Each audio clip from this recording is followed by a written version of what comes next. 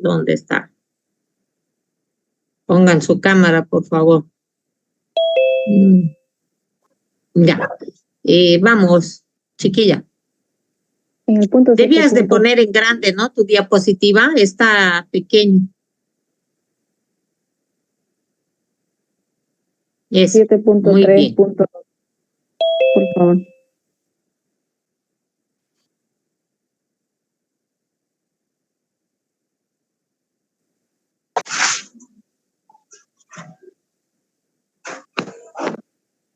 Ahí. Bueno, mi nombre es Lisbeth Plata Choque. A mí me tocó exponer el punto 7.3.2, el estudio de la respuesta génica individual a la exposición tóxica. Esto se debe a un estudio de regulación de las vías o genes individuales que se identificó la respuesta tóxica. Por este medio es microarreglo estas reacciones para los mecanismos moleculares del control genético. ¿Qué es microarreglo? Eso se usó en la tecnología en desarrollo, la cual estudia la expresión de muchos genes a la vez, la cual consiste en colocar miles de secuencias de genética o génica sobre un chip. Ya. Siguiendo la información usada para producir marcadores a la toxicidad o ayuda al desarrollo de compuestos que no exhiben o no exhiban a efectos adversos. Los efectos adversos son reacciones adversas. Otro punto muy importante es el método para estudiar la activación transcripcional, que es un ensayo de genes reporteros que relaciona a estos activación transcripcional de los genes con un parámetro. Como por ejemplo tenemos una secreción de fosfatasa alcalina. ¿A qué nos referimos de activación transcripcional? Nos referimos a...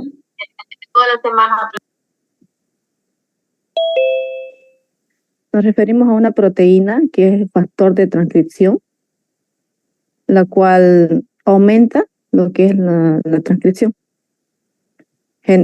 La transcripción génica o de un gen. Ya.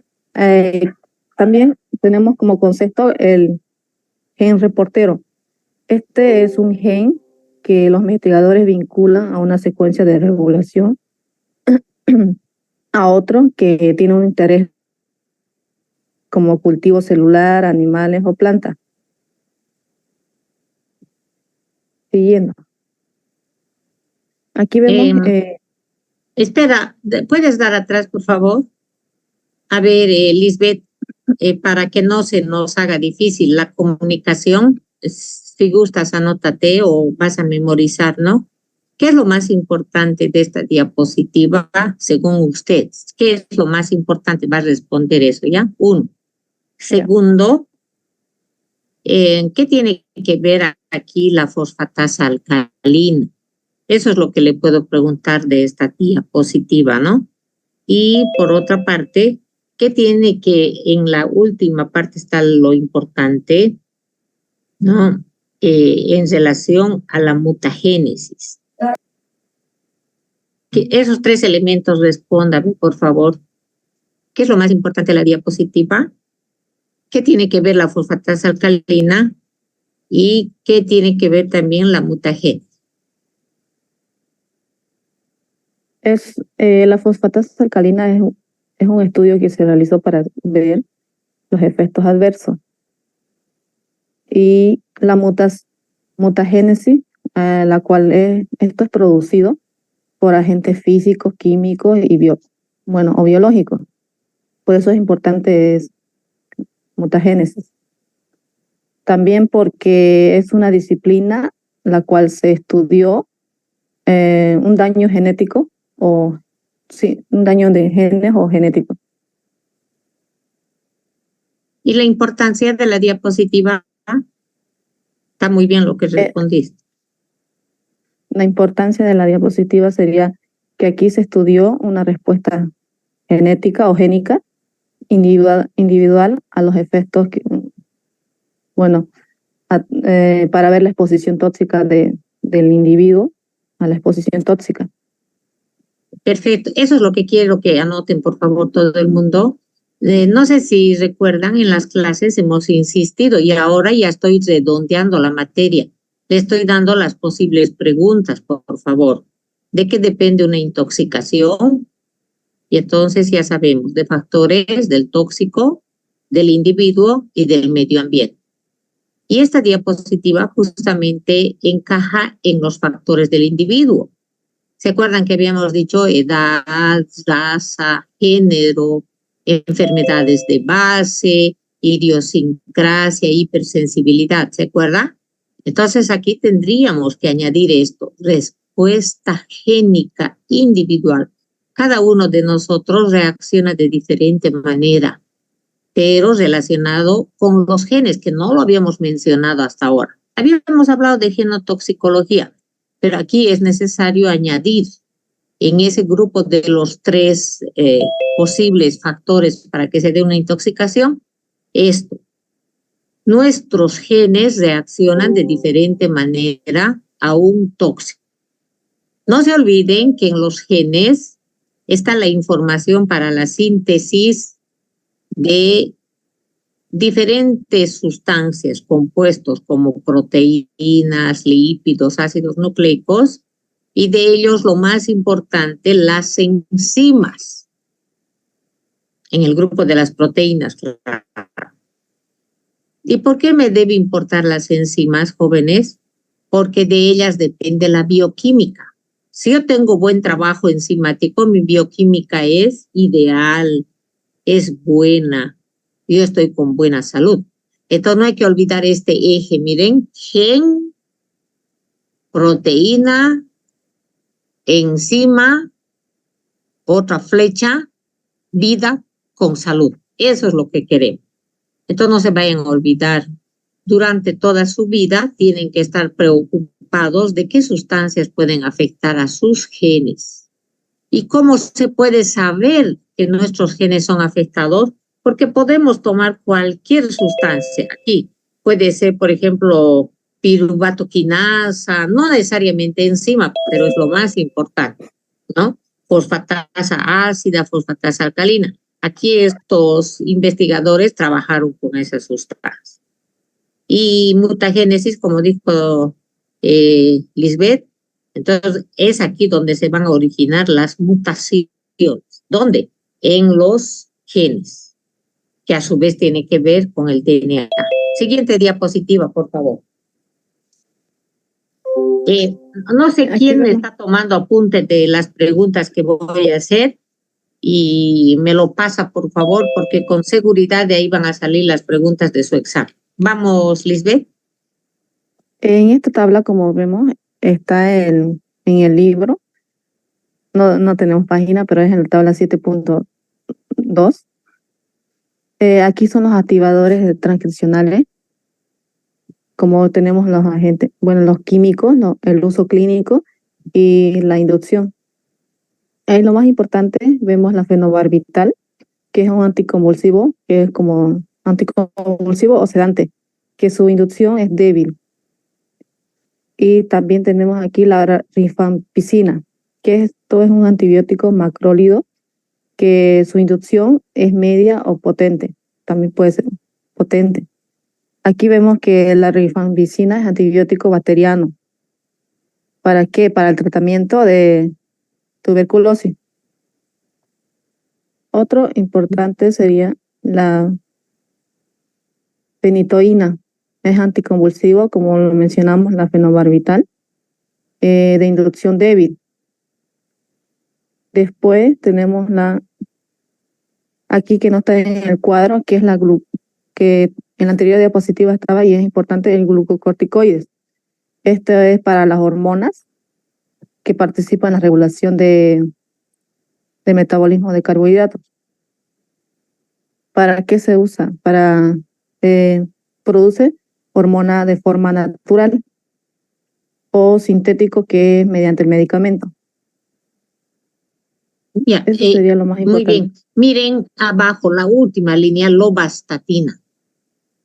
Lovastatina, atorvastatina, simvastatina. Son ejemplos de las estatinas, jóvenes. ¿ya? Lovastatina, atorvastatina, simvastatina, son medicamentos del grupo de las estatinas que inhiben a la 5-hidroximetilglutarato reductasa. Van a buscar mecanismo de acción. De memoria tienen que saber. Inhibe a la 5-hidroximetilglutaril reductasa. Todas las estatinas tienen ese mecanismo de acción y con ello se reduce la síntesis del colesterol. Van a buscar ciclo de el colesterol que han avanzado en bioquímica 2, me imagino. Y si no, no importa qué vamos a hacer, usted puede leer en forma autodidacta. Estos medicamentos inhiben la síntesis del colesterol. ¡Qué bueno! Porque uno de los grandes azotes de la salud de la humanidad es el colesterol. Y entonces, todo lo que podamos hacer para reducir el colesterol es bueno. Ajá, pero son muy tóxicos. Por ello no se debe de recetar, consumir, automedicar cuando el colesterol está con 220, 250, 300. Todo ello se tendría que rebajar con la dieta. ¿Por qué? Porque son muy tóxicos. Las estatinas son muy tóxicas. Por ello tiene, mire, habilidad de inducción, ¿qué dice? Potente. Se desorganiza toda la bioquímica, muchas enzimas, particularmente, miren, dependiente del citocromo P3A4. No se me vayan a olvidar. Vamos, siguiente diapositiva.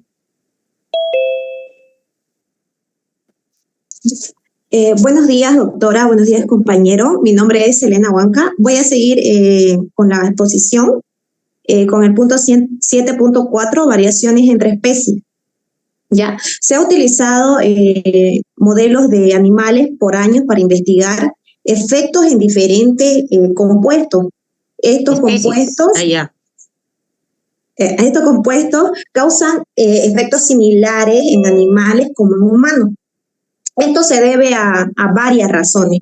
Una de ellas es la similitud genética, que en los humanos y ratones es la igual cantidad, es decir, tienen números similares de genes, alrededor de 31.000. Además, la mayoría de genes humanos tienen contraparte en los ratones, es decir, son similares, ¿ya? Otro sería orden de los genes. El orden de los genes están organizados de manera similar con los cromosomas. Estamos en el punto 7.4, ya, por si no han visto su guía, ¿ya? Cromosomas de ambas especies, por ejemplo, los cromosomas X de los humanos y los ratones, muestran una gran similitud en las disposiciones de los genes, una característica conocida como, en el libro está como sintenia. Sintenia quiere decir la conservación del orden de los genes entre segmentos cromosomales, ¿ya? Resaltando la diferencia y similitudes, examinaremos dos casos de estudios donde existen marcadas diferencias entre especies. Aquí tenemos la variación entre especies, diferencia entre especies, que es la respuesta de la proliferación de peroxisomas que induce hepatocarcinogénesis, es decir, produce cáncer en el hígado. Y la diferencia entre especies de la toxicidad del paracetamol, como un medicamento tan común puede causar daño hepático. Siguiente, Elena, por favor. No. ¿Qué es lo más importante de esta diapositiva? En esta diapositiva lo más importante sería que la diferencia entre los dos medicamentos de la proliferación de peroxisomas y el paracetamol, cómo causan daño, y también la similitud de los genes. Eso, yo uno pusiera, ¿no? Uno. Las diferentes especies que existen, ratón, vaca, caballo, humano, en ciertos sectores somos parecidos. Eso han avanzado con el doctor Dante. No son iguales, porque si no igual el ratón se casaría con la tortuga, ¿no ve? Pero no, y para tener sus hijos. Entonces, tenemos parecido en ciertas secuencias, en ciertos sectores que lo hemos conocido y lo han conocido como los sectores satélites. No sé si se acuerda, los sectores que más se repiten. Ahora, podemos parecernos más al cerdo que al conejo en ciertos sectores, pero no quiere decir que tengamos el mismo genoma. Ciertos sectores se parecen. Ahora, dos, tenemos lo del esquema de ahí abajo, porque para algunas especies un medicamento, un tóxico, puede ser más tóxico para otro. Y una de las grandes explicaciones es a nivel de los peroxisomas. ¿Qué son los peroxisomas, Elena? Los peroxisomas son hipolipimiantes, son fármacos hipolipimiantes. ¿Dónde más están los peroxisomas? ¿Usted tiene peroxisomas?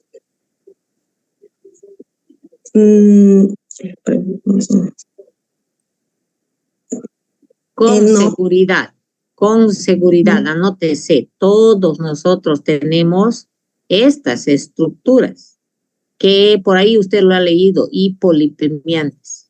Son estructuras intracelulares encargadas del catabolismo de nuestros ácidos grasos de cadena corta y que en el catabolismo de estos ácidos grasos se forma agua oxigenada, por eso peroxisoma. Son cuerpos que van a sintetizar, que van a generar agua oxigenada. Y entonces yo tengo agua oxigenada dentro de mis células, sí.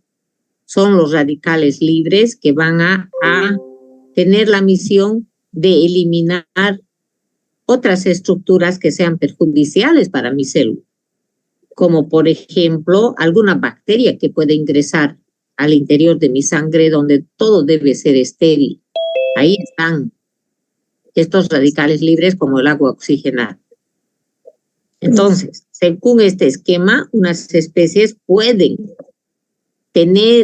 inducir a que se genere más peroxisomas, pero que eso puede tener un efecto contrario, puede llevar al cáncer.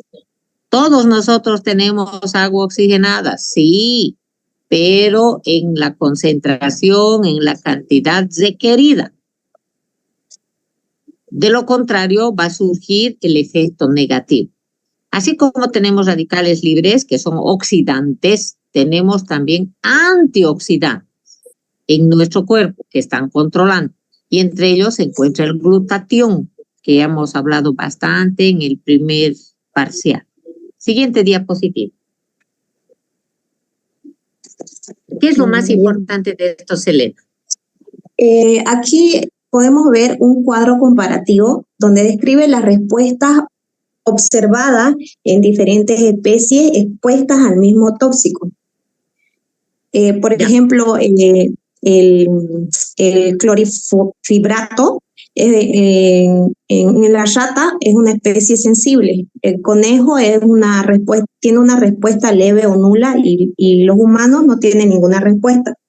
Ya el paracetamol, la especie sensible es el ratón. La rata tiene una respuesta leve o nula y en humanos tiene una respuesta media o severa. Y el tricloroetileno en el ratón tiene una especie sensible y la rata tiene una respuesta leve o nula y en el humano tiene una respuesta media no pulmonar. Y después tenemos el comprey, que es una especie sensible del ganado, y el borrego tiene una respuesta leve o nula y el humano tiene una respuesta baja. Miren qué cuadro más maravilloso, joven. A veces decimos, ¿no? A veces decimos, ¿no? Hasta el perro come, hasta el conejo come, no me va a hacer daño. Eso, por favor, hay que tener en cuenta. Miren, como este paracetamol, el humano responde mucho mejor a este tóxico, tiene elementos para defenderse. Severa, no es que le hace daño, sino que tiene una respuesta a este tóxico. Otro ejemplo, el efavirenz es un antiviral muy consumido en la actualidad. ¿Ah? Efavirenz. Aquí el humano teóricamente no responde a este tóxico. Yo no creo eso, que no haya ninguna respuesta, sino que es reciente este medicamento que lo estamos utilizando para el VIH. ¿Sí? Antes se lo estaba usando en dosis separada, pero ya va todo eso en la misma tableta. Seguramente faltan más estudios. ¿Qué es lo importante de esta diapositiva? Cada especie responde de diferente manera frente a un mismo tóxico. Es tonto cuando decimos, pero si come la vaca, come el ratón, come el perro, no me va a hacer daño a mí. No, no es así, ¿sí? Todo porque tenemos, ya hemos visto, genes que van a reaccionar de diferente manera para la síntesis de las enzimas. Dale, chiquilla. Ya, siguiente. Diferencia, como punto 7.4.1, tenemos la diferencia entre especies en las respuestas a proliferaciones de peroxisoma. La proliferación de peroxisomas son grupos heterogéneos de compuestos que se utilizan en industrias domésticas y médicas que tienen su exposición alto en humanos. ¿Qué quiere decir eso, chiquilla? ¿Qué quiere decir eso? Que hay muchos tóxicos con la forma de medicamentos, alimentos, cosméticos que se utilizan, ¿ve? En medicina, medicamentos, en doméstica, los alimentos. Entonces, que se caracterizan, ¿por qué? Por provocar en el humano la proliferación de peroxisomas. Así tiene que entenderse, no se vayan a olvidar, ¿ya? Nosotros consumimos muchas sustancias que hacen que nuestro retículo endoplasmático liso empiece a proliferar los peroxisomas. En ratas, vamos. En ratas y ratones causa hepatotoxicidad, causando en el hígado el doble tamaño por dos procesos de hiperplasia y hipertrofia. Hiperplasia es el aumento del número de células y hiperplasia es el aumento del tamaño de la célula. Hipertrofia, ya no importa, estoy.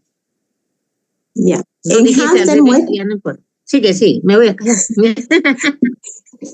En hámster muestra hepatomegalia, es decir, que el hígado se hace más grande. En los puercos de Guinea parecen ser refractorios a los efectos adversos de los peroxisomas y los genes ortólogos de los peroxisomas, que son receptores activados por proliferadores de peroxisomas alfa, que quiere decir PPAR alfa, y son ligados a los peroxisomas y es central para la respuesta hepatocarcinogénica. Los genes ortólogos, entonces los receptores pueden ser activados en ambas especies por el número de receptores presentes en el hígado, que son muy diferentes. Ya abajito está, para los que no sepan las abreviaturas que están en las diapositivas, abajito está qué significa, por si quieren sacarle captura. Claro, y una vez más nosotros aceptamos que algo va a provocar un efecto en una especie por la existencia de receptores.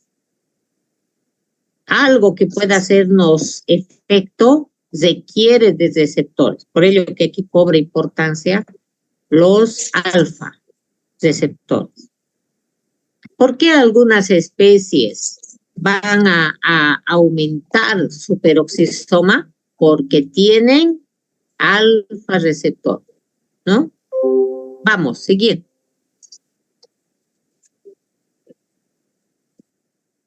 Buenos días, doctora. Mi nombre es Lisa Torrico Aguilar. Buenos días, compañero. Voy a explicar lo que es 7.4.2, la diferencia entre especies en la toxicidad del paracetamol. Como ya avanzamos, ¿qué es el paracetamol? Este es un analgésico que normalmente es seguro, pero puede causar lo que es la hepatotoxicidad severa en ciertas condiciones. En la fase 1 del metabolismo por el citocromo P2E1, este resulta en la producción de un intermediario altamente reactivo, lo que es N-acetil P-benzoquinoneimina. Esto bajo condiciones fisiológicas normales, la N-acetil P-benzoquinoneimina, que es rápidamente removido por el metabolismo de la fase 2. Esto lo hace implicando la conjugación glucurónica o sulfato. En situaciones donde el citocromo P2E1 este es inducido por la ingesta de alcohol o de presión glucurónica. Otro ejemplo que es la exposición prolongada a paracetamol, N-acetil P-benzoquinoneimina, este se acumula y da como resultado toxicidad. Podemos ver las diferencias en ratas y conejos. Estos son insensibles a la toxicidad del paracetamol, ya que aún poseen todos los ortólogos. ¿Y qué son los ortólogos? Estos son genes homólogos que surgieron a partir de la duplicación de un gen ancestral. Lo que son sensibles a la toxicidad, podemos decir el paracetamol solo causa hepatotoxicidad en ratones cuando la rara formación de N-acetil benzoquinoneimina excede la habilidad del hígado para removerlo. Es decir, que los niveles relativos y no absolutos de las enzimas son los importantes. En la tabla 7.5 nos muestra lo que es la variación entre proporción de metabólico en la fase 2 excretado en diferentes modelos animales. Esto se puede ver claramente en ratones y hámster. También investigué lo que es las especies sensibles como los humanos. Esto se debe a que producen un metabolito tóxico llamado N-acetil benzoquinoneimina que puede dañar el hígado. Y las especies que son tolerantes, como los perros, producen menos N-acetil benzoquinoneimina, a lo que eliminan su cuerpo de manera más eficiente. Pero lo más resistente, como aquí vemos las diferencias, el ratón y el hámster, tiene una sensibilidad alta en la ruta de la toxicidad del glutatión de 27 a 42 y en el hámster tenemos de 27 igual a 42. Ya, Lisette, me da gusto que pueda usted memorizar, pronunciar fácilmente el metabolito tóxico del paracetamol. La mayoría se hace líos y todo lo demás, ¿no? Entonces sería bueno que todos practiquen y sepan pronunciar como debe de ser. N-acetil parabenzoquinoneimina, ¿no? Ahora bien, todos nosotros formamos, metabolizamos, biotransformamos el paracetamol en este metabolito tóxico que tiene características de ser un radical libre. Este radical libre nosotros lo eliminamos por conjugación glucurónica o con sulfato. ¿Qué significa eso, Lisette? Disculpe, doctora, no le entendí la pregunta. Porque te fuiste. A ver, todos nosotros catabolizamos el paracetamol y formamos el NAPQI. ¿Y cómo lo eliminamos el NAPQI? Con conjugación glucurónica o con sulfato. ¿En qué consiste eso? Esa es mi pregunta para esta diapositiva.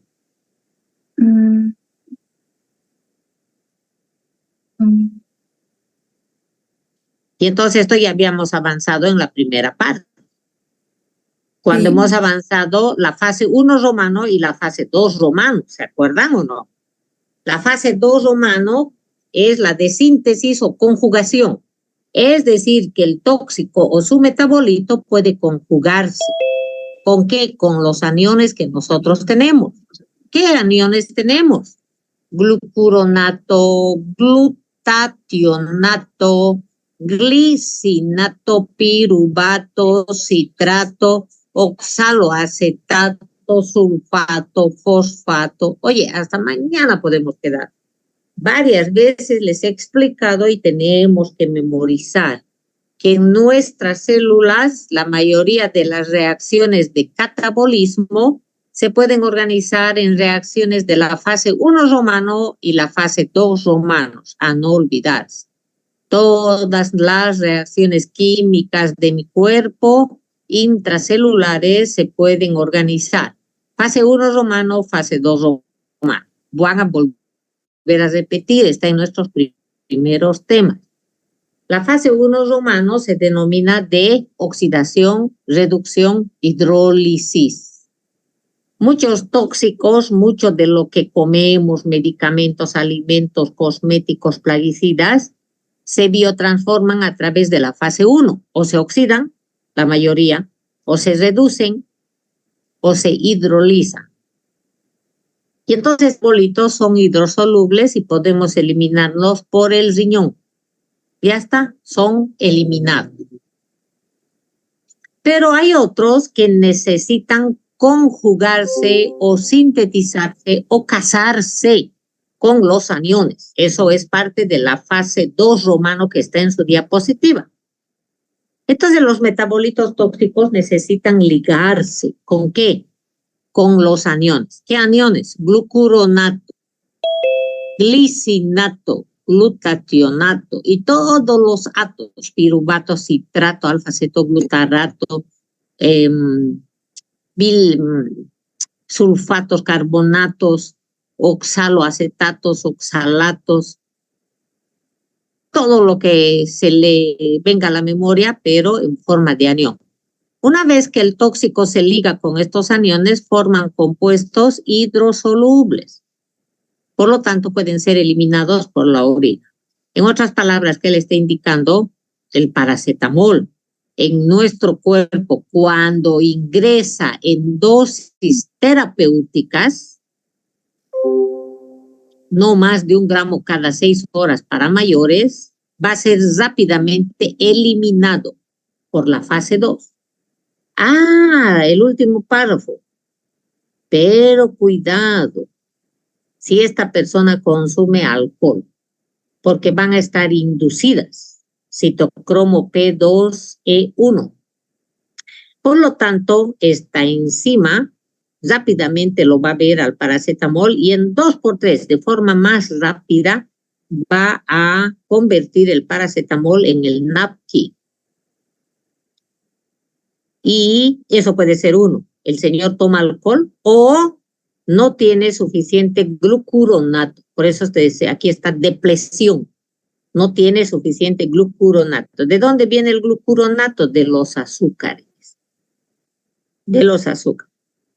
Entonces, de esta manera, para las personas que consumen de manera prolongada este paracetamol que parece inocuo, y peor si la persona consume alcohol, va a haber mayor probabilidad de hepatocancerígeno. ¿Y qué es lo que hace la gente ignorante? Toma alcohol y al día siguiente busca Alical. ¿Qué tiene el Alical? Paracetamol. Entonces, los casos de hepatotoxicidad y de cáncer hepático se van a ver de aquí a unos 10, 15 años. Acuérdense de mí.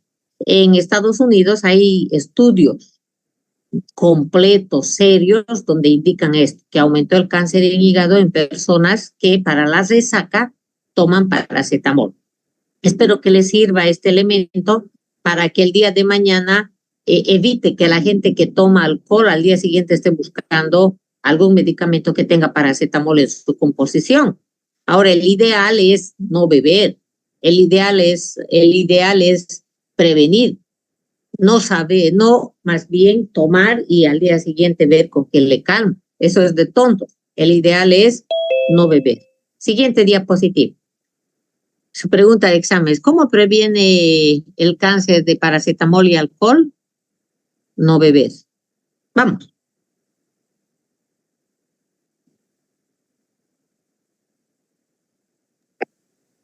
Siguiente diapositiva. ¿Dónde está? ¿Se durmió? Ya, No, María. pasar. Espera. Se tildó, creo, mi suena querida. Si se cuelga, volvemos, ¿no? A ver, ya está. Ahora sí. Ya digo. Ya. Buenos días, doctora. Buenos días, compañeros. Mi nombre es Mariela Blanco y vamos a hablar un poco acerca de la variación dentro de una especie. Podemos decir que la variación dentro de una especie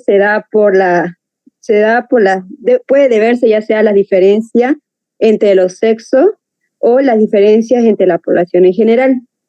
Nosotros vamos a ver sobre las diferencias entre los sexos, a qué se debe esto y cuáles son los factores que se dan. ¿Ya? Si pasamos al siguiente punto, las respuestas sexo específico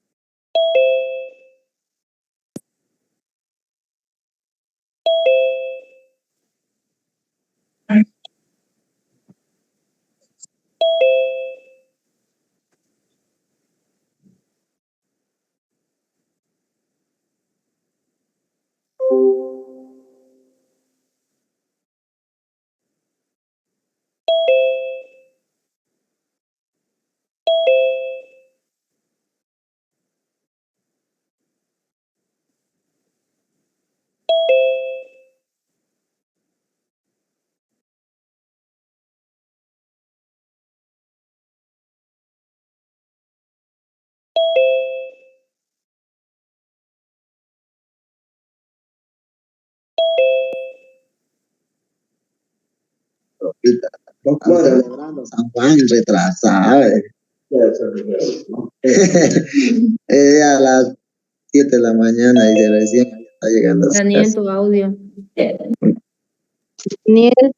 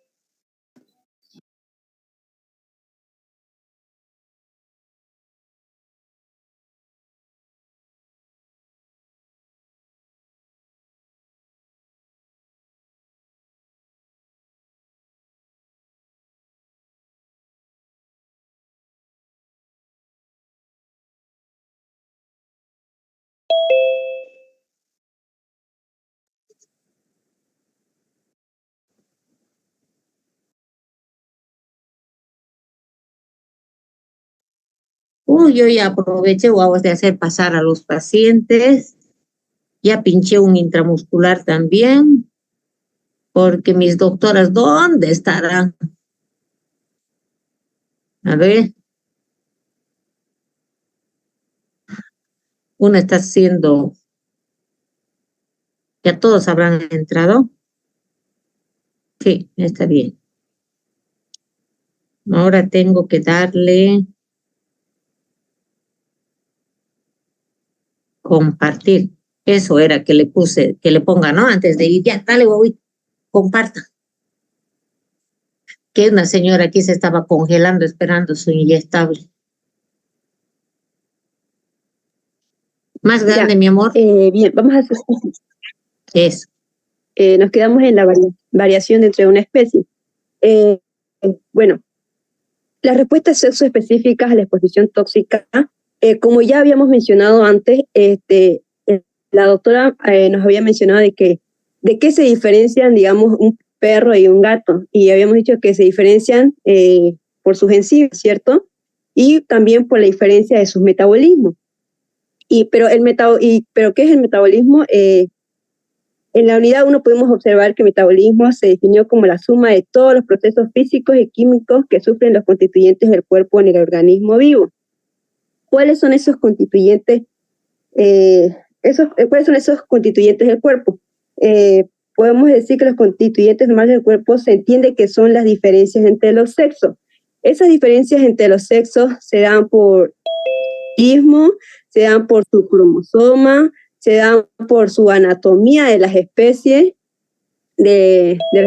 por las hormonas y entre otros. ¿Ya? Podemos decir también que en general los sexos específicos son más marcados en modelos de roedores que en humanos. ¿Y esto por qué? Porque las enzimas CIPS, las enzimas de citocromo, han mostrado marcados más sexo especificidad.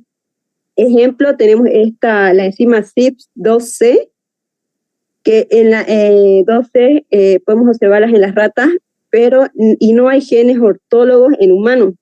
A pesar de esto, hay varios casos en las drogas clínicas que exhiben propiedades farmacocinéticas sexo específicas, como son, ahí podemos ver en ese cuadro, podemos observar que hay algunos tóxicos, como la aspirina, el paracetamol, la rifampicina, el cual en su uso clínico son analgésicos, y podemos ver que el efecto en sexo específico tienen bajo nivel en machos. Estos tóxicos son sexo específicos en humanos.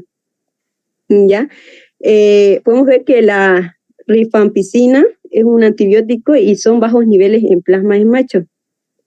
Y el paracetamol es un analgésico que también causa un efecto sexoespecífico en bajos niveles de plasma en hembra.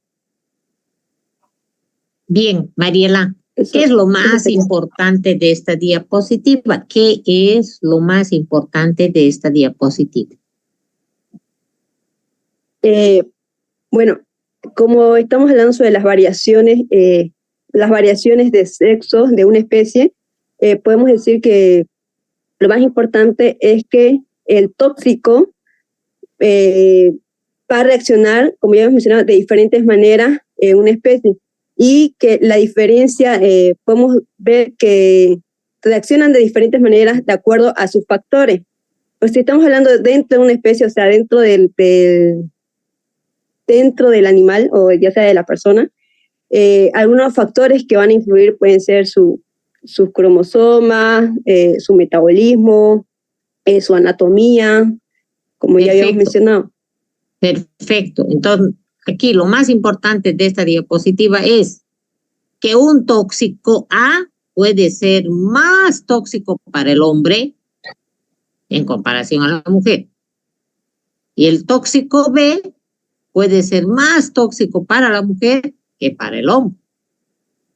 Qué interesante. Y esto, miren, está ya totalmente estudiado para esos medicamentos tan utilizados. Lo mismo sucede con el alcohol. ¿A quién intoxica más el alcohol? ¿Al hombre o a la mujer? A la mujer. Exactamente. Ahora, ¿de qué depende, como dijo Mariela, de su metabolismo, de sus enzimas?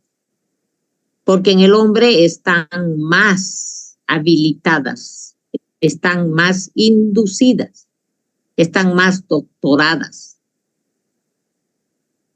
Entonces el hombre lo desintoxica, lo destoxifica más rápidamente al etanol. Esto también se ve en el quirófano. ¿Para quién se necesita más anestesia? ¿Para el hombre o para la mujer?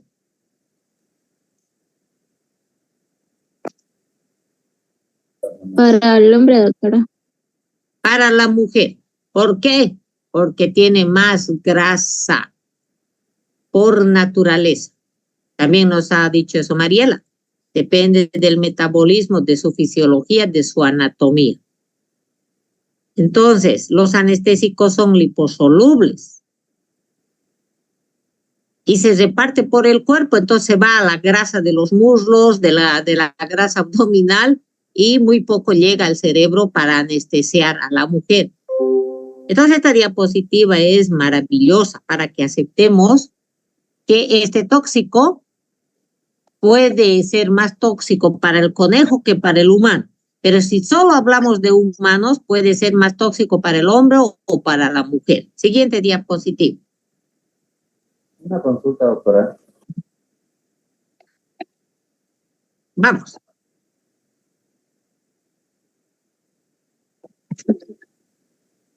Buen día, doctora. Buenos días, compañeros. Yo les voy a hablar un poco sobre las variaciones poblacionales en la respuesta a la exposición tóxica. La especie humana todos los días está expuesta, tiene el potencial de interactuar entre ellos y puede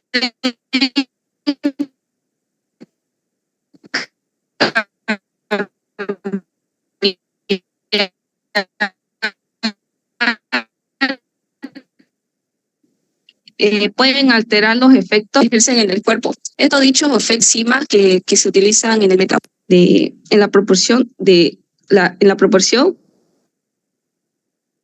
o en la ruta del metabolismo. Como dijo anteriormente mi compañera, hay pequeñas variaciones entre los humanos y los roedores. Dentro de una misma especie también hay estas pequeñas variaciones genéticas que pueden cambiar la respuesta a los xenobióticos. Cualquier cambio que se da en la secuencia del ADN, a esta se le llama mutación. Esta mutación puede cambiar el producto. Puede cambiar el producto.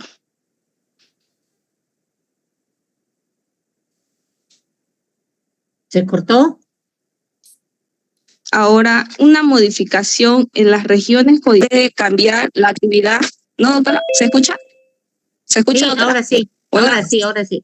Sí. Que tampoco se corta mi internet.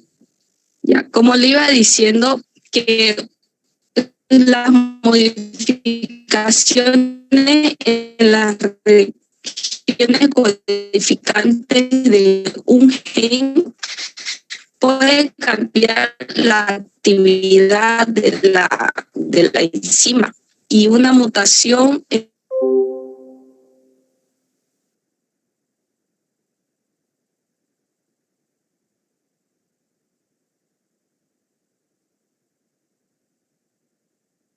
Ya, ahora sí se ha cortado, Viviana. Se cortó, ¿no? ¿O le escuchan? No se escucha. en los promotores o en los potenciales.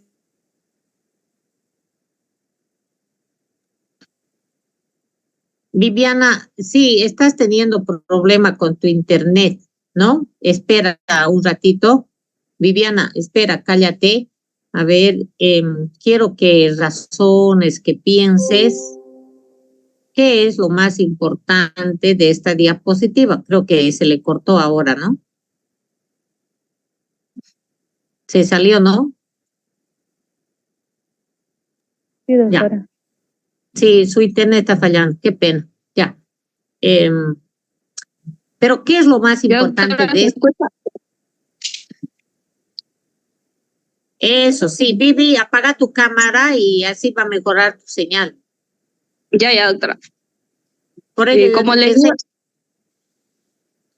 Ya, para más resumido, le voy a decir lo más importante, ya, que una mutación en la secuencia de ADN de un solo individuo no es tan importante, ya que estamos hablando de variaciones de una población.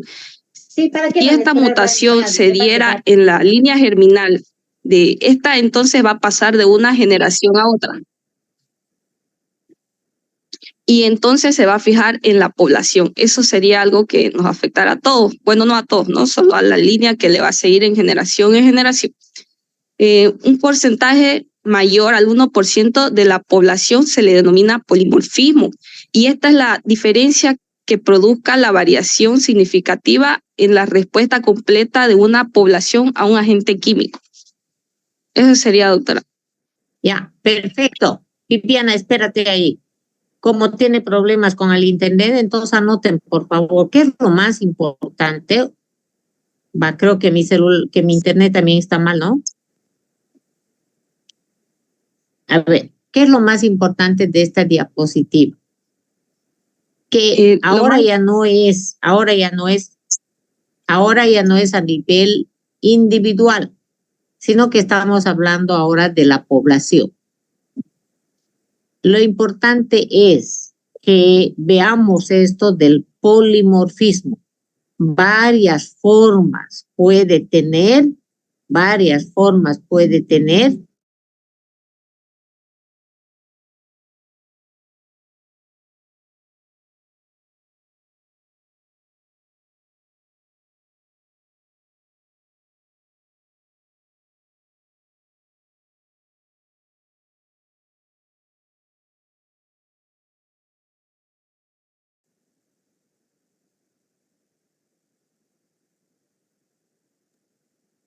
Bueno, yo también voy a cortar mi cámara.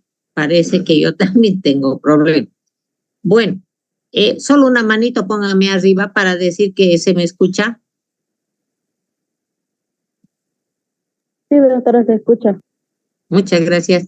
Entonces, esta diapositiva tiene mucha importancia porque se van sumando los cambios, las mutaciones en los genes. Aquí, en todo el capítulo que estamos avanzando, lo más importante es los genes. ¿Pueden haber cambios en los genes? Sí, y con ello cambios en las enzimas, que es lo más importante para nuestra vida. Y que cuando esa mutación es mayor al 1% de una determinada población, entonces se llama polimorfismo. Ejemplos clásicos son en la especie china. Tienen mutación a nivel de la alcohol deshidrogenasa. Por ello que los chinitos, los asiáticos, beben alcohol y enseguida se ve toda la manifestación exagerada de este tipo de tóxico.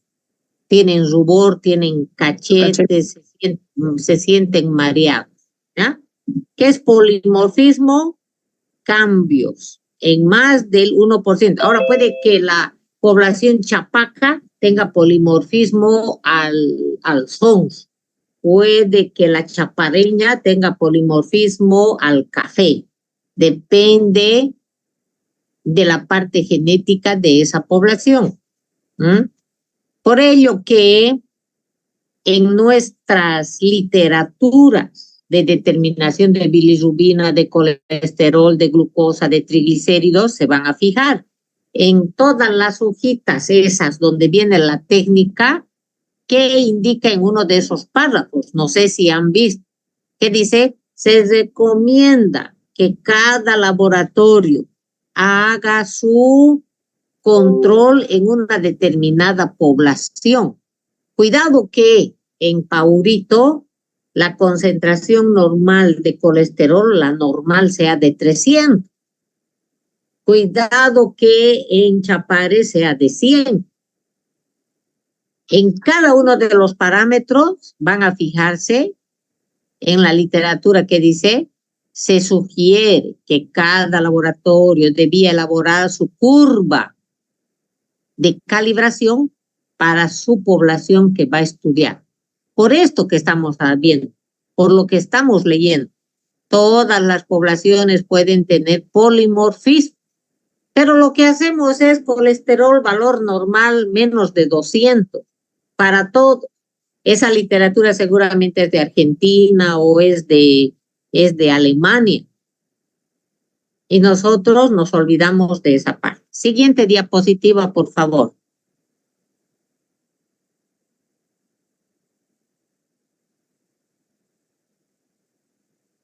Nava Marisol, tu papá es ahí, dice, ¿cómo vas a pasar clases domingo? Estás loca, te dicen. Ya, ¿a quién le toca?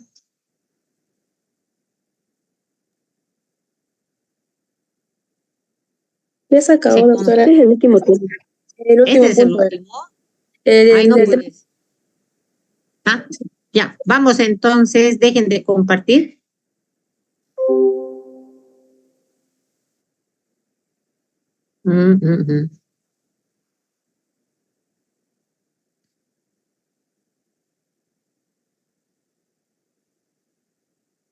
Muy bien. Vamos al tema 8, que es muy bonito. ¿Ya? Tratamiento. Seguramente le van a pedir en el hospital, donde vaya a trabajar usted, algunas consideraciones para estas intoxicaciones. ¿Ya? Muy bien. ¿Qué es lo que tiene ahí en ese primer párrafo? Vaya haciendo sus esquemas, por favor. Una persona puede estar intoxicada de forma aguda, de forma crónica o de forma recidivante. ¿Qué es forma aguda? Gran cantidad del tóxico de una sola vez y casi siempre mortal. Crónica se va intoxicando con pequeñas dosis a lo largo del tiempo. Las enfermedades ocupacionales o laborales son del tipo de las intoxicaciones crónicas. Pregunta de examen. Las recidivantes son aquellas que tienen una sintomatología que aparece y desaparece, remite, se exacerba. Eso significa recidivante. Un tiempo está bien y otra vez el tóxico no ha sido eliminado por completo. Ahora bien, ¿cuáles pueden ser las vías por las que el tóxico puede intoxicar a una persona? Ya habíamos comentado. La oral y la parenteral. ¿Qué es la oral? La boca. La parenteral, todas menos la boca. ¿Qué parenteral? Parenteral. Ahora bien, estas intoxicaciones agudas, crónicas, pueden ser voluntarias e involuntarias. Voluntarias cuando la gente se quiere suicidar. Involuntarias, por ejemplo, cuando están con accidente. ¿Ya? Accidentes cuando los niños consumen. Dígame. Entre la crónica y la recidivante, porque usted dijo que la recidivante uno recae de nuevo y las crónicas básicamente es igual. Sí, puede estar relacionada con las dos, con la aguda y con la crónica. Una, por ejemplo, en aguda ya está mejorando, parece que ya está bien, pero otra vez vuelve a tener sintomatología. Y la crónica lo mismo. Uno en forma crónica a lo largo del tiempo se va intoxicando y va a llegar un día que se va a agudizar la crónica. Y entonces va a tener más sintomatología, o se alorrea, o se le baja la presión. Entonces es una recidiva. Y otra vez vuelve a estar bien. Se compensa, pero sigue intoxicándose crónicamente. Pero particularmente recidivantes se aparta para los tóxicos liposolubles o para los tóxicos como el plomo, que se confunde con el calcio y por ello le aceptan en el hueso. O, otro ejemplo, el talio es confundido por el potasio. Y entonces el talio va a poder ingresar al interior de la célula porque es confundido con el potasio.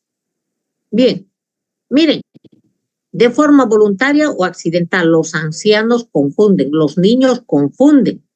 Y entonces es importante no guardar tóxicos en las botellas de Coca-Cola, en las botellas de leche. Entonces, las intoxicaciones pueden ser agudas o crónicas, ¿verdad?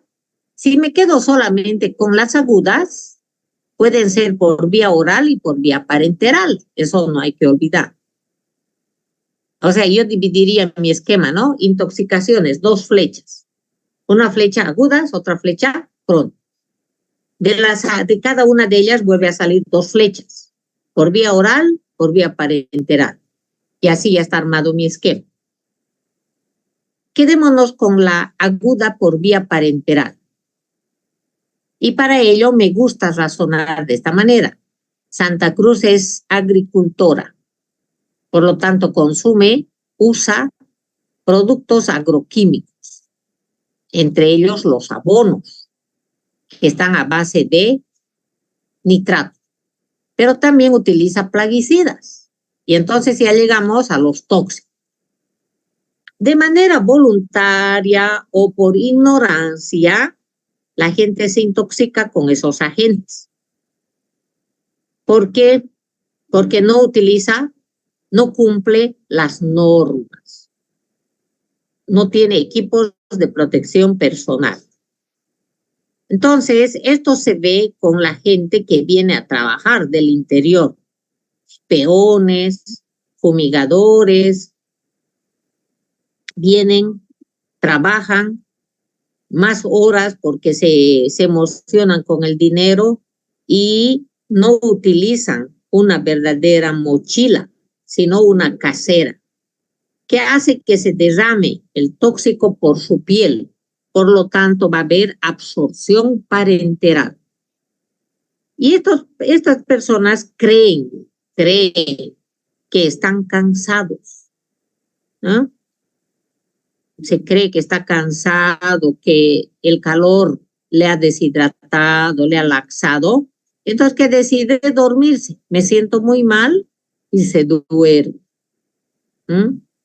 Y puede que al día siguiente aparezca muerto, aunque lo normal es que vaya recién al Hospital Viedma de Cochabamba, al de Villa Tunari o al japonés. Pero eso va a ser el 3er día, el 4º día. ¿Y dónde va a llegar? A morir. Porque evidentemente se van a demorar. Espere, haga su turno, no tiene fiebre. Y entonces morirá. ¿Ah? Bien, para ese tipo de situación, cuando usted sospeche de una intoxicación con estos tóxicos, ¿qué es lo que debe de hacer? 1, quitar la vestimenta. Esta gente duerme con sus vestidos impregnados. Lo primero, quitar. 2, agua y jabón, porque la mayoría de estos tóxicos tienen enlaces éster, que son lábiles a estos agentes básicos. La mayoría de los agroquímicos tienen enlace éster. Mucha mala suerte sería que no tenga enlaces éster. Por ello, número 1, si sospecha que se trata de este caso, quitarle la ropa, agua y jabón, y ya después se va adelante con lo que vamos a aprender a continuación. Punto aparte. Otro tipo de intoxicación bastante frecuente por vía dérmica es que la gente se contamine con ácidos o con bases. Por ejemplo, en los laboratorios, en los hospitales, en las industrias. Número 1, absorber con papel.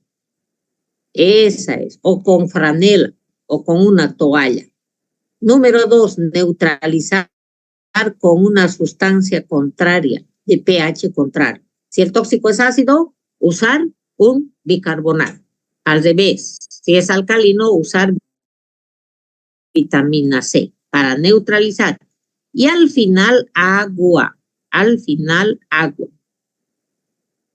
Ahora es cierto, punto aparte, ahora es cierto, en la industria, en la universidad, la persona, el paciente puede contaminarse con gran cantidad de ácido o de base. Para ello, se tiene ducha en los pasillos, en los laboratorios. Entonces, se derrama, no va a estar quitándose la ropa, neutralizando, no. directamente va a ir a la ducha y va a jalar.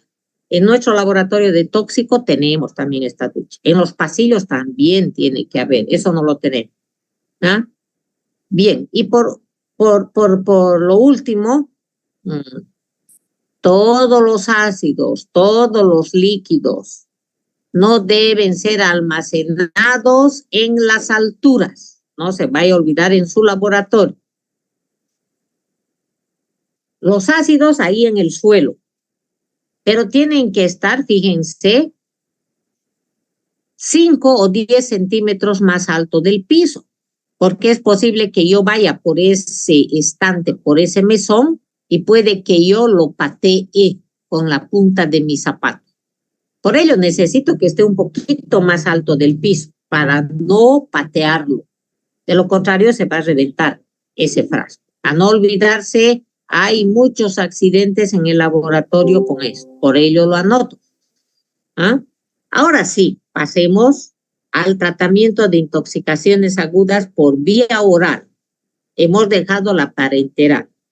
Esta es una de las más frecuentes donde personas voluntaria o involuntariamente se van a intoxicar. Voluntariamente cuando estén desequilibrados psicológicamente. Loquitos. Se le termina la relación su pareja y se toma paracetamol o cualquier otro tóxico. O ancianos que confunden. En vez de tomar el medicamento A, toma el B. Resumen, tomó gran cantidad por la boca. ¿Qué es lo que se hace? Número 1, a no olvidarse. No sé, la mayoría me diría inducir al vómito. No, señores. Lo primero es A, B, C, D. 1, vías aéreas expedidas.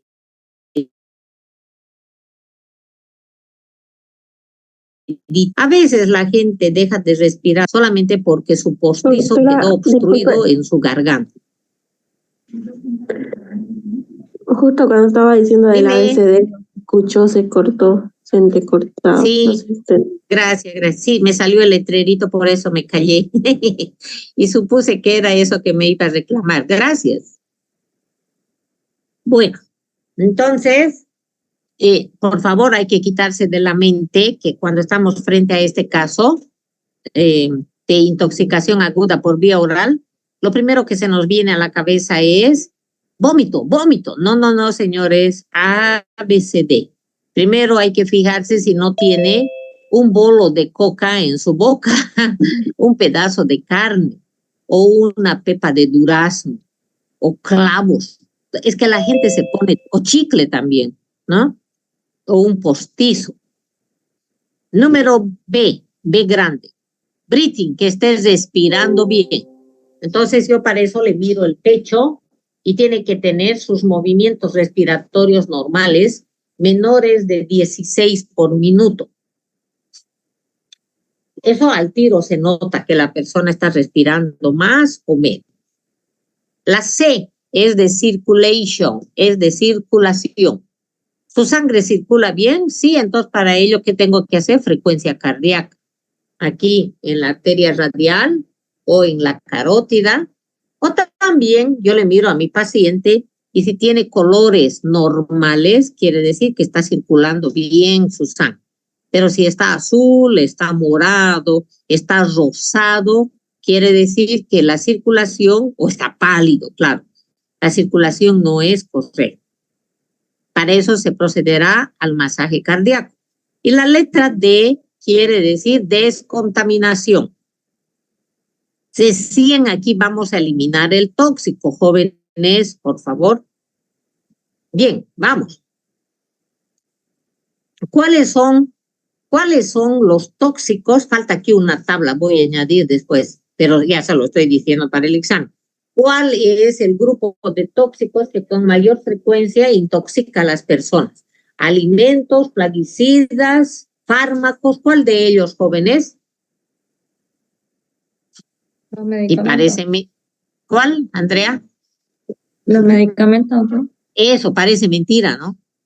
¿Cómo es eso? De todos los plaguicidas, alimentos, cosméticos, detergentes, son los medicamentos que con mayor frecuencia. Parece una contradicción. Si los medicamentos son para sanar, y esa es la ignorancia de las personas. Entonces no hay que olvidar, revisen por favor cualquier bibliografía de países serios, donde tienen trabajos estadísticos maravillosos, y ellos determinan que los agentes que con mayor frecuencia provocan intoxicaciones son los medicamentos. Y de todos los medicamentos, ¿cuáles son los que más provocan intoxicaciones? Ahí está, analgésico. Por eso tanto hemos invertido el tiempo, paracetamol, aspirina, ibuprofeno, metadona, el tramadol. Todo el mundo tiene dolor, psicológico o no, psicológico o fisiológico. Y a veces por moda, mi comadre dice que es bueno esto para el dolor de nariz y la gente toma. Y como no sabe mucho, entonces toma 2 o 3 cada 8 horas para mejor efecto. Hay que tener mucho cuidado eso en las farmacias de explicarles cada 8 horas. Porque tú le vendes 10 y la gente se lo toma de 5 en 5. ¿Por qué? Porque no sabe. Y este es el problema. Todos los profesionales de salud debemos de estar comprometidos para explicarles con mucho cariño. Cada 8 horas, el verde cada 8, va a tomar a las 2. Entonces, cuando no tienes la vocación de ser profesional de salud, no te gusta, pues eso, te corre. Pero si naciste para ser profesional de salud, ni modo, pues no comerás, ni dormirás, ni ganarás lo suficiente, pero para que puedas explicarles que este verde con el amarillo se toma cada 8 horas. Y en bolsitas diferentes habrá que escribir. Y no se crean que, todos mis pacientes que sean abogados. A mí me ha pasado con abogados, ingenieros, arquitectos, que si no le explicas se toman a la hora que ellos quieren, porque no son profesionales de salud. Entonces llama la atención, fíjense, bla, bla, bla. Todo lo que es sistema nervioso son los que con mayor frecuencia, porque están en las tiendas, están en las ventas, están en todo lugar. Y luego ya habíamos dicho que los estimulantes, los cardiovasculares son los que tienen mayor toxicidad. Perfecto. Entonces, ¿qué dijimos? La letra A. ¿Qué es lo primero que yo debo hacer frente a una intoxicación aguda por vía oral? Número 1, parámetros vitales constantes. Que respire bien, que su circulación esté bien. Entonces, ya habíamos dicho aquí. Si se termina, volvemos, jóvenes, para una media hora más, por favor. ¿Cuánto nos falta? Sí. Entonces, vías aéreas. Que no tenga nada obstruyendo la vía respiratoria. B, hay ideación, no dice AE, dice AI, que es lo correcto. Entonces ahí vendrá la respiración de boca a boca, que ya no se la practica, o a través de un cono, y tal vez oxigenoterapia si ya estás en el hospital.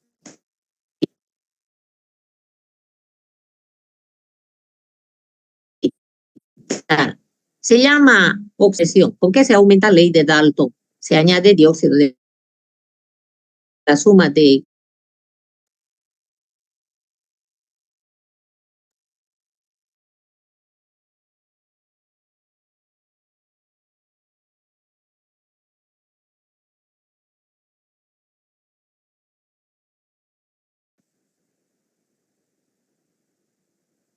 ¡qué horror! Voy a apagar mi cámara, ¿sí? Su señal, doctora. Sí, ya apagué mi... ¿Cuántos minutos nos falta? No sé dónde se ve. Doctora, mejor si... Que se apague y volvemos, ¿sí? No se vayan a olvidar. Aprovechemos ese minuto. Bien. Entonces, hiperbárico quiere decir que la presión está aumentada. ¿Y qué dice la ley de Dalton? Con dedo van a revisar que la suma total de la presión de un conjunto de gases es igual a la suma de cada uno de los gases que lo componen. Entonces, aquí se añade dióxido de carbono. Vienen ya los botellones de oxígeno con dióxido de carbono, o se utilizan 2 botellones, y con eso se favorece mucho mejor la respiración, porque recuerde que el dióxido de carbono estimula al bulbo raquídeo, al centro nervioso de la respiración del bulbo raquídeo. Por eso es que se administra dióxido de carbono. La frecuencia cardíaca, ¿con qué? Con masaje cardíaco, o también en el hospital ya se puede utilizar aminas vasoactivas como la dobutamina. A ver, voy a volver a hacer mi esquema. Estoy frente a hagan eso, intoxicado agudo por vía oral. Número 1, ¿qué era? Parámetros fisiológicos constantes. Ahí se abren las llavecitas, oxigenación y circulación. Número 2, eliminación del tóxico. Ahora, ese número 2 vuelven a dividir en dos flechas. 2.1, la fracción no absorbida. Número 2.2, la fracción absorbida que ya llegó a la sangre. Ahora, volvamos a dividir, por favor. Fracción no absorbida, lo que todavía está en el estómago. Lo que todavía está se vuelve a dividir en 2.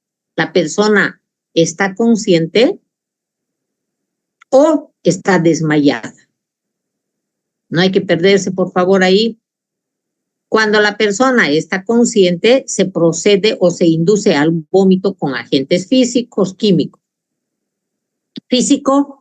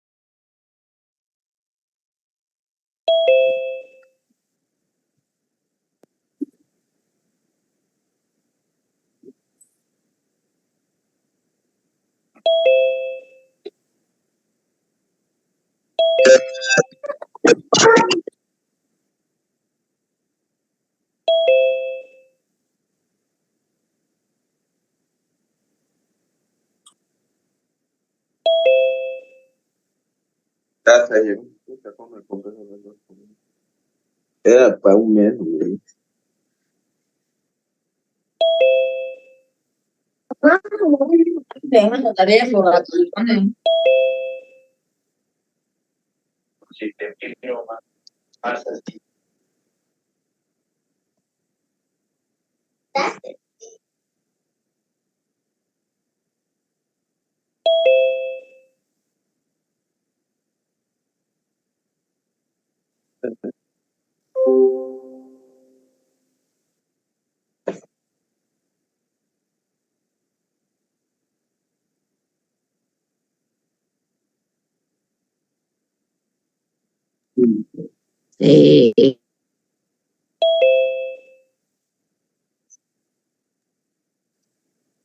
allá. Ya, empezamos, jóvenes. Ahí puedes pasar. Jóvenes, vamos. Ya, voy a cortar mi cámara para que no tengamos problema, ¿ya? Bien. Entonces, no, conmigo vamos a ir. Ya, déjame en paz, quiero pasar clase. Terminando quechua. Ay, qué gente me molesta aquí. Bien, entonces, por favor, número 1, parámetros vitales constantes. La persona tiene que respirar y su corazón estar bien. Recién voy a empezar a eliminar. ¿De qué me sirve eliminar si la persona deja de respirar? Esa es la lógica.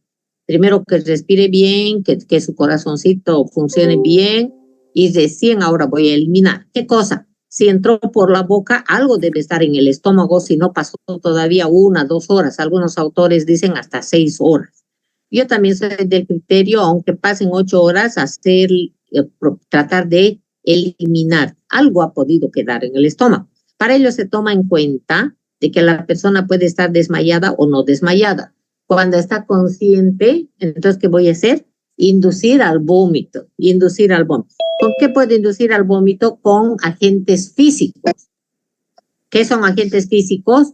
con una espátula, con una pluma, que no se recomienda. Lo mejor es jarabe de ipecacuana. Este es un jarabe que se prepara con el extracto de esta planta, Cephaelis ipeca. Cephaelis ipeca. Entonces, es el único medicamento o por vía subcutánea apomorfina, un derivado de los opiáceos. No hay más. Jarabe de ipecacuana o apomorfina. Entonces la persona vomita y estamos eliminando la fracción que todavía estaba en el estómago y que no pasó a la sangre. Pero si la persona está desmayada, no vómito, porque podemos provocar un bronco aspirado. En vez de eliminar el vómito hacia afuera, se lo aspira al pulmón y la persona morirá no intoxicado, sino morirá con neumonía química. Por ello, debemos recordar que se debe usar sonda nasogástrica o también la orogástrica para el lavado gástrico. Entonces, ¿qué se hace? Se retira el tóxico que todavía estaba en el estómago, se deja en un frasco, se administra por la sonda suero fisiológico, 100 ml, se deja que aquello esté 1 minuto y se vuelve a aspirar con la misma jeringa y se vuelve a llevar ese líquido al mismo frasco que habíamos usado al principio para que posteriormente se lleve al laboratorio, ¿no? Estas muestras no se las tiran. ¿Y cuántas veces se repite esto hasta que el suero fisiológico salga claro? A usted me dirá, yo no soy médico, pero van a ir a preguntarle a usted, acuérdese, me va a llamar por teléfono, va a decir, doctora, ¿sabe que estoy en japonés? Y vinieron al laboratorio de emergencia para preguntarme qué voy a hacer en este caso. Y seguramente que me pregunte nomás ahí, que me diga, ¿qué se hacía? Sus apuntes estos, por favor, ¿no? Bien, ahora, una vez que se indujo al vómito o se procedió al lavado gástrico, en los dos casos, posteriormente, en los dos casos, ¿qué se debe hacer? Usar carbón activo, una papilla de carbón activo para que absorba, con D de dedo, no con B de belleza. Tiene que absorber el tóxico que todavía está en el estómago y posteriormente se retira el carbón. Con esta final estamos evitando que el tóxico sea absorbido con B de belleza. Esto hay que leer, hay que diferenciar, ¿no? Y por último, se puede usar laxantes en los dos casos. Laxantes aceitosos, oleosos, cuando el tóxico es hidrofílico. Y se utilizará laxantes polares, como el sulfato de magnesio, cuando el tóxico era liposoluble. Al revés, si el tóxico era blanco, el laxante es negro. Si el tóxico es negro, el laxante es blanco. Esto hay que leer con detenimiento, por favor. ¿Sí? Porque si cuando el tóxico es liposoluble y utiliza aceite de ricino, más bien se va a absorber el tóxico. Ahora sí, pasemos al otro extremo de la flecha, la fracción que está en el estómago, que ya no está en el estómago, que ya pasó a la sangre. Es decir, que pasó 60 minutos, 2 horas, hay una fracción del tóxico que ya se encuentra en la sangre. Entonces, por más que le haga vomitar, no va a salir de la sangre. Para ello, tengo varias alternativas, como puede ver. Diuresis forzada, hemodiálisis, hemotransfusión, diálisis, todo ello puede practicar. ¿En qué consiste la forzada? Quiere decir hacerle orinar más. Por eso es diuresis forzada. ¿Y cómo se le hace orinar más? ¿Cómo se aumenta la diuresis? Aumentando la volemia, es decir, administrándole suero fisiológico intravenoso con un ácido, si el tóxico fue alcalino, al revés, ¿no ve? Si el tóxico fue anfetamina, entonces va a administrar suero fisiológico con vitamina C. Si la persona se intoxicó con barbitúricos que tiene pH ácido, entonces administra suero fisiológico con bicarbonato. Está todo ahí, por favor, solamente es que usted razone bien. Si el tóxico es ácido, diuresis forzada, básica. Si el tóxico es alcalino, diuresis forzada, ácida. ¿Ah? Ahora, otra alternativa es la hemodiálisis. Es decir, que la sangre del intoxicado salga de una vena, pase por la máquina dializadora, la máquina se queda con el tóxico en sus filtros y la sangre filtrada vuelva a entrar al intoxicado por la otra vena. De esta manera estaremos limpiando el tóxico de la sangre de la persona.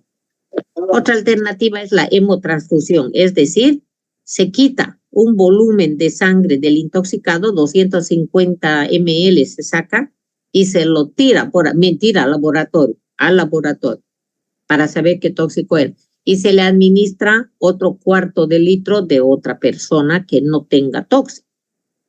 La otra alternativa es la diálisis peritoneal.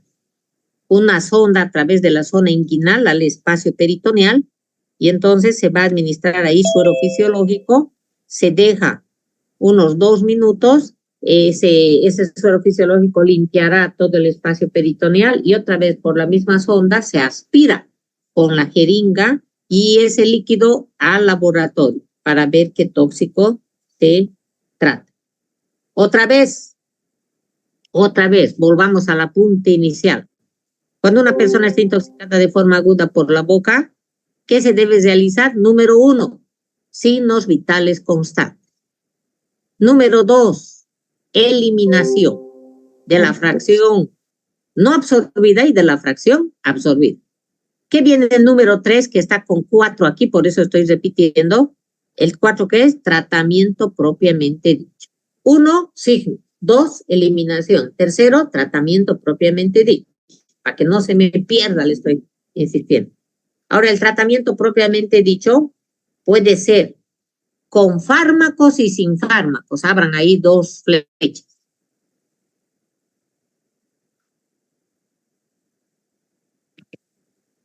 Bien.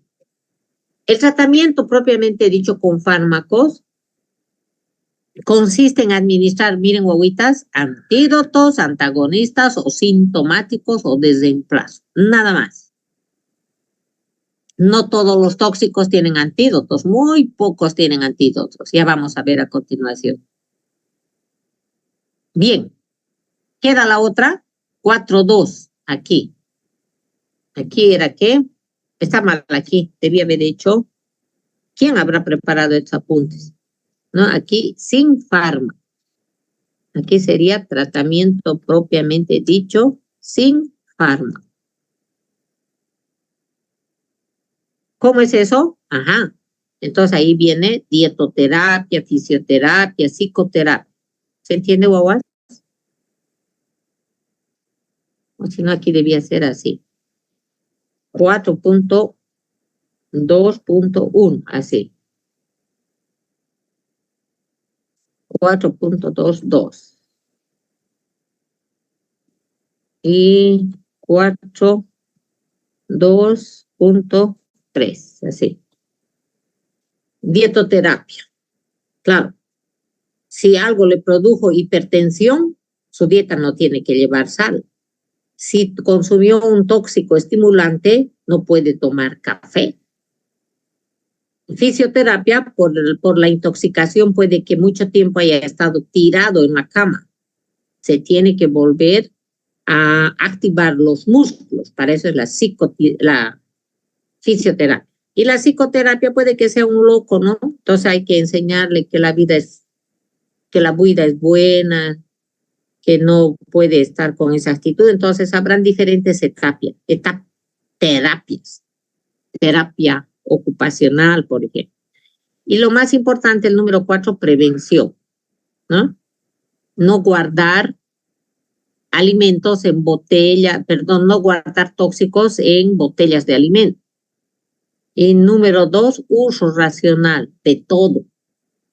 No porque tengo dinero me voy a comprar 10 Coca-Colas y voy a tomar hoy día. No porque tengo dinero me voy a comprar la última tintura de cabello. Cuidado. No sabemos todavía cómo reaccionará, ¿no? Bien. Antídotos. ¿Hay diferencia entre antídotos y antagonistas? Sí. Los antídotos, por favor, anoten por ahí, son los que neutralizan al tóxico. Y antagonistas son aquellos agentes que tienen un efecto contrario al tóxico. Entonces hay mucha diferencia entre una palabra y la otra. Bien. El antídoto puede afectar la toxicocinética y si es medicamento, farmacocinética o los efectos. Ahora, en este primer caso, se va a evitar la absorción del tóxico o que se distribuya por nuestro cuerpo. Y en este segundo caso, es la acción del tóxico. Pero lo que yo quiero que quede bien marcado, jóvenes, antídoto neutraliza al tóxico y antagonista tiene un efecto contrario al tóxico. Pueden haber diferentes niveles de trabajo. Bien. Antagonista. Se parecen al tóxico y pueden trabajar sobre el mismo receptor o no pueden trabajar sobre el mismo receptor. Entonces, estos primeros se llaman específicos y estos inespecíficos. ¿Ya? Vamos. Mecanismo de acción de los antagonistas. Son los que tienen un efecto contrario. Pueden acelerar la eliminación. Pueden acelerar la eliminación. Entonces, aquí, por ejemplo, el ejemplo clásico es N-acetilcisteína para favorecer la eliminación del N-acetilparabenzoquinoneimina. Bloqueo por la vía metabólica del tóxico, bloqueo competitivo. Aquí el ejemplo clásico es cuando una persona está intoxicada con metanol, que se le administra etanol. Entonces compiten por la alcohol deshidrogenasa. De tal manera que el alcohol deshidrogenasa se queda con el etanol y me da un metabolito menos tóxico. Y el metanol no es metabolizado, sale como entró. Ocupa los receptores específicos. Aquí el ejemplo típico es la atropina versus insecticida fosforado. Y aquí cuando se restaura la función bloqueada por el tóxico, como puede ser el caso del hidrógeno sulfurado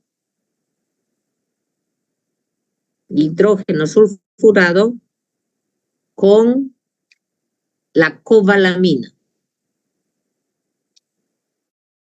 O también, otro ejemplo, la administración de naloxona en intoxicaciones con opiáceos. Vamos a los antídotos, son los que neutralizan al tóxico. Uno, lo neutralizan, oxidan, reducen, fase 1. O 2, pueden insolubilizarlo o más bien solubilizarlo también. A eso se llama quelación. ¿Qué es la quelación?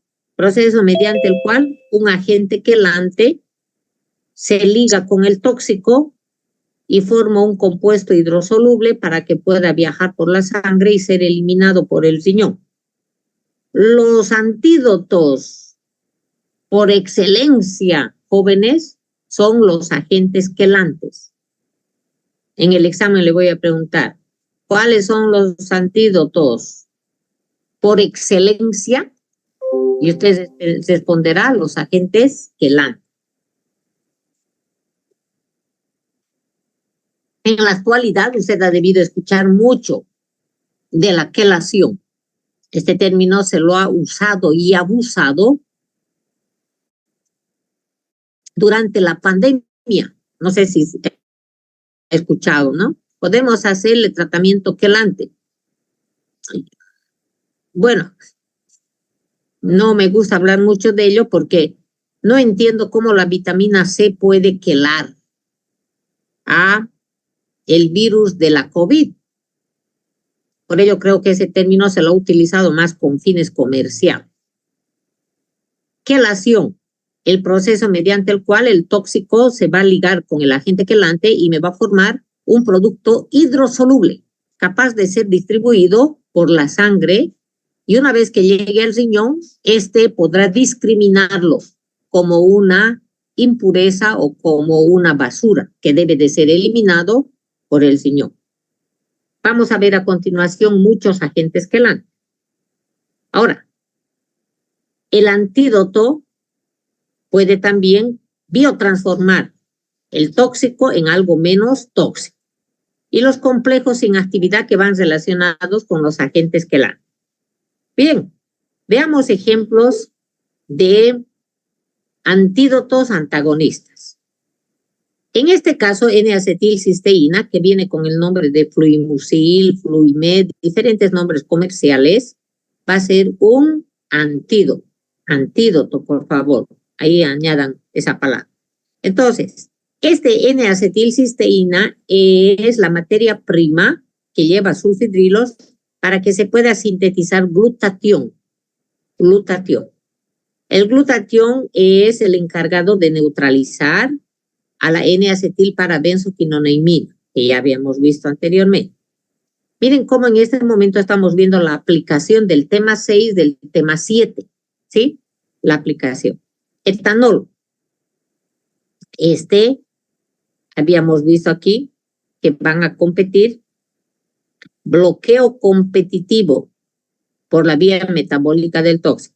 Entonces, cuando una persona se intoxica con metanol, a esa persona se le administra etanol. ¿Por qué?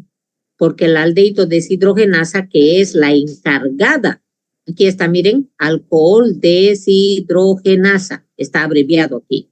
Esta enzima es la encargada de biotransformar a todos los alcoholes, pero tiene una gran afinidad por el etanol. Por lo tanto, va a metabolizar el etanol en etanal y en acetilcoenzima A, que se va a consumir en el ciclo de Krebs. Pero cuando biotransforma el metanol, ¿qué me va a dar? Ácido fórmico, que no puede entrar a ningún ciclo y va a precipitar en los vasos sanguíneos más finos que se encuentran en el corazón y en el nervio óptico, los vasos sanguíneos que alimentan al nervio óptico. Por eso que las personas que se intoxican con metanol quedan ciegas.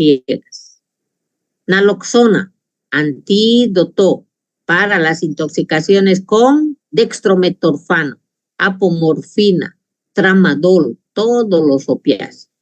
Estos tóxicos lo que producen es una insuficiencia respiratoria. Pralidoxima, antídoto para los fosforados y tiocarbamatos. Ayer justamente tuve un caso de un niño de 5 años, intoxicado con tiocarbamatos. ¿Por qué no está anotado los tiocarbamatos ahí? La pralidoxima no es necesario utilizar con tiocarbamatos. ¿Por qué? Porque los tiocarbamatos provocan una intoxicación reversible, mientras que los IOF, después de determinado porcentaje de inhibición de la acetilcolinesterasa, que está anotada ahí, producen intoxicaciones irreversibles. Hágase lo que se haga en el hospital, la persona va a morir. Otro, glucobionato. Gluco ya me está indicando que me va a dar glucosa y por lo tanto se va a convertir en glucuronato, ¿no? Glucuronato. Ahora, ¿para qué se utiliza? Para intoxicaciones con oxalato. Es decir, que este gluco se va a ligar con el oxalato o con el calcio o con el magnesio. Cuando las personas se intoxican con oxalatos, exceso de calcio, de magnesio, ¿qué se va a usar? Glucobionato. Y de esta manera se va a poder corregir la concentración del calcio en sangre.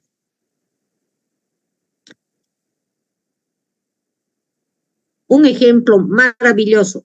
Lean, por favor, ahí que lean para ustedes nomás.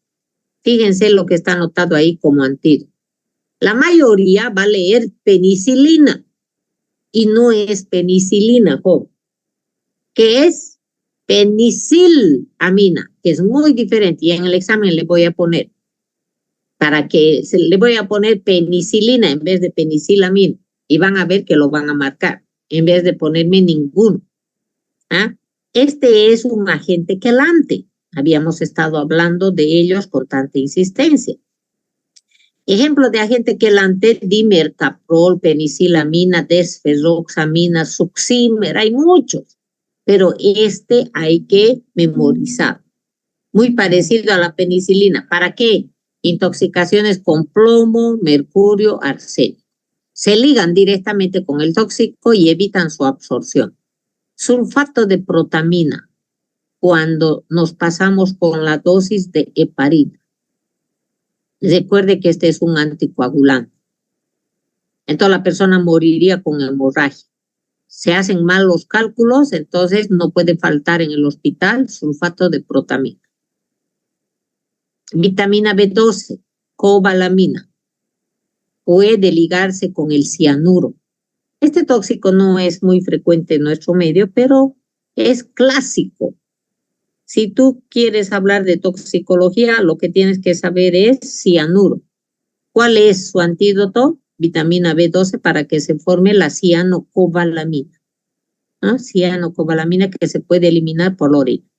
Dimercaprol, otro agente quelante para intoxicaciones con plomo, cobre, mercurio y arsénico, lo mismo que penicilamina, solamente que este es inyectable y el otro es por vía oral.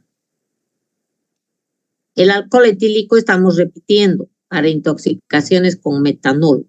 Ah, es que no había notado etilenglicol, por eso lo he vuelto a sacar aquí. Etilenglicol, muy utilizado en laboratorio como disolvente. Clorfeniramina o también clorfenamina también. ¿Para qué me sirve? Intoxicaciones con sulfato de metilo, de etilo. Aquí el tóxico es el metilo, el etilo. ¿Qué es el metilo? Radical del metano, del etano. ¿No ves? Son radicales alquilo. Entonces, para ello, yo voy a tener clorfeniramina, que va a evitar que haya una desgranulación de los mastocitos, te producen alergia a esto. Eso es lo que hace la clorfeniramina. Va a interaccionar con los receptores de la histamina. Atropina, maravillosa atropina. Este es el antagonista para intoxicaciones con IOF y tiocarbamatos y nicotina. ¿Qué es la nicotina? Alcaloide, que está en el cigarrillo y fue el primer tóxico orgánico empleado en la humanidad. Y justamente la nicotina inspiró a Stas, Otto Ogier, a los tres, para que puedan trabajar con la técnica de separación de tóxicos fijos a partir de matrices orgánicas. ¿Sí, ahorita? Atropina, antagonista de IOF, de tiocarbamato. En esto sí tiene que usarse atropina.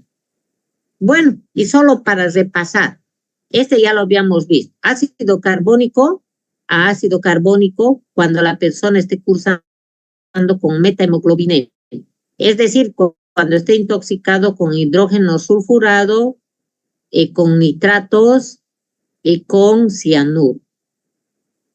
También usamos mucho para acidificar la orina en caso de itus. El almidón, se puede preparar una papilla para evitar que se absorba el yodo ante la sospecha que una persona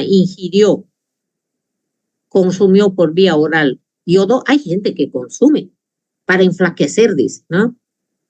Bien. Anticuerpos para la anticoxina, ya lo habíamos visto, jóvenes, en laboratorio, ¿se acuerdan? Atropina, acabo de hablar. Azul de metileno para cianuro, hidrógeno sulfurado, nitratos, nitrito. bicarbonato de sodio.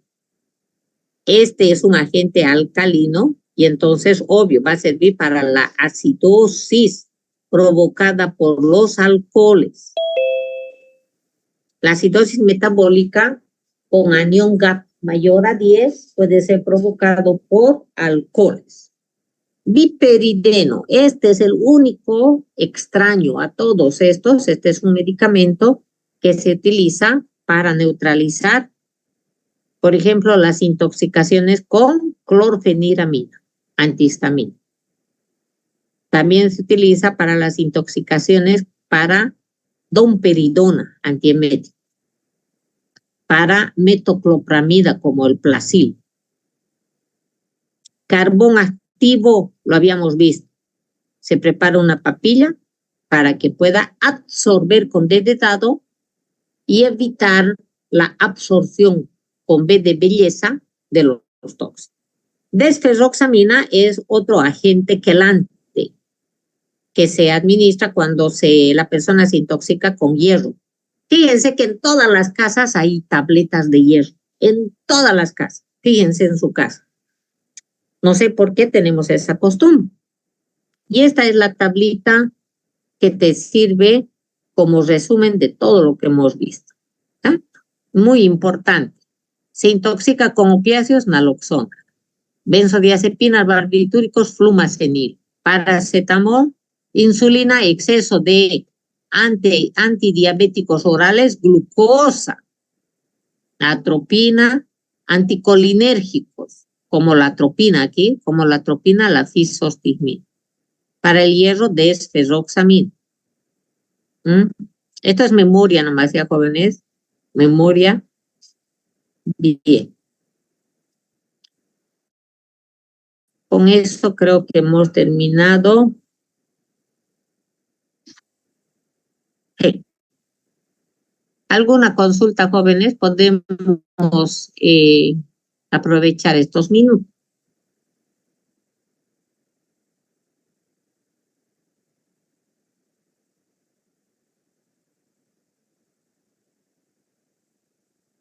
¿Se durmieron? No, doctora.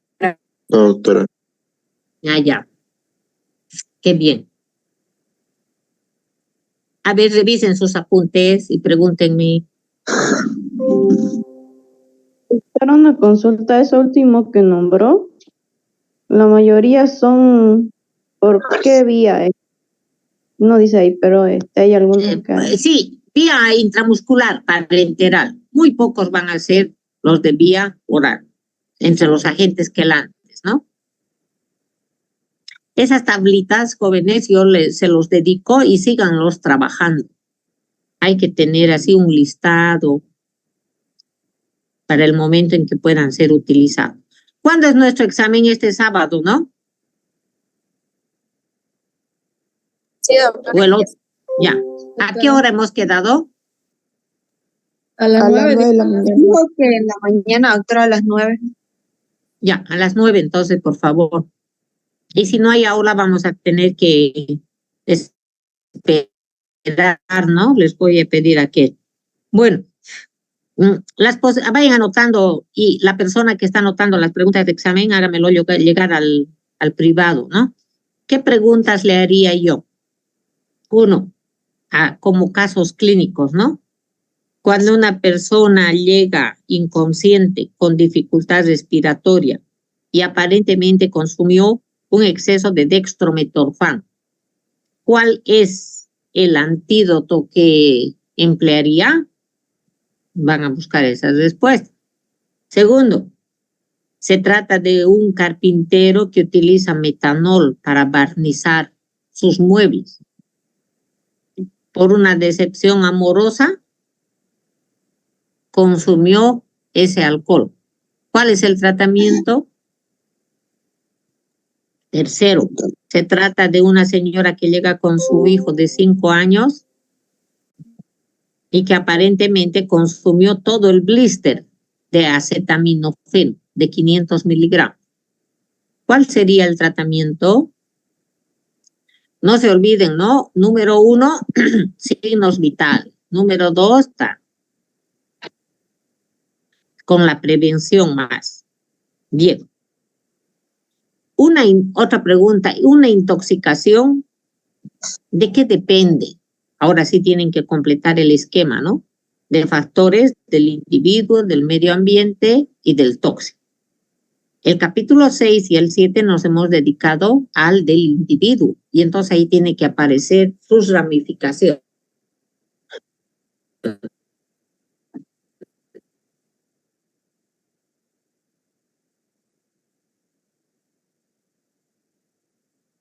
¿No? Base. O sea, quiere que... Hipersensibilidad, ¿qué hemos dicho? Respuesta genética, ¿no ve? En la Su señal, doctora.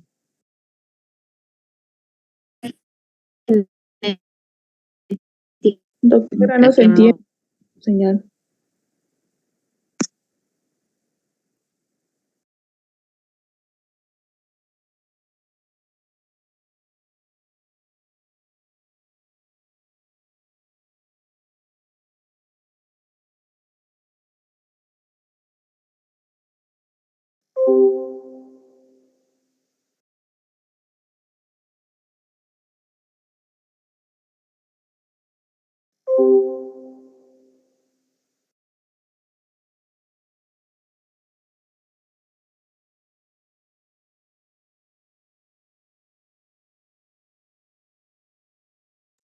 Chico, hay que preguntarle a la doctora que nos pase cuestionario de casos clínicos.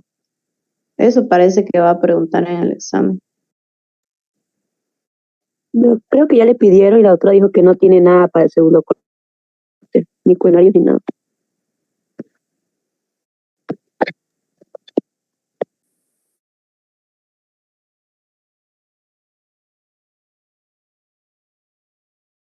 ¿Será la que hace las preguntas, nos las puede pasar o no? Por Es que no. favor.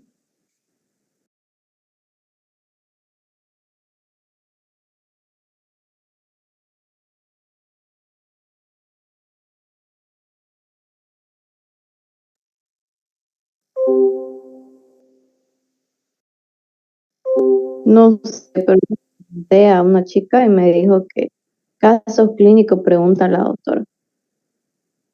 Y apenas eso nomás nos explicó. ¿No ve? Y hay que repasar eso y sería bien que no haya pasado, pero no tiene, dice la doctora.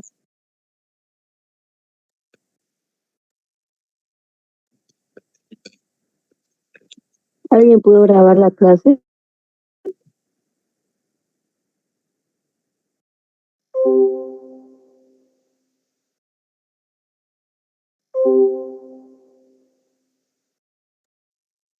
¿Será que el auxiliar que nos dio la auxiliar para el anterior examen quiera ahora darnos igual? ¿Quién fue la que le habló?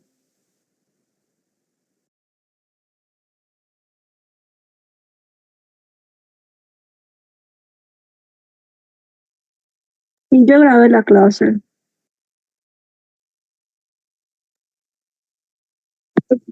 Por favor, y compartirlo en el grupo de las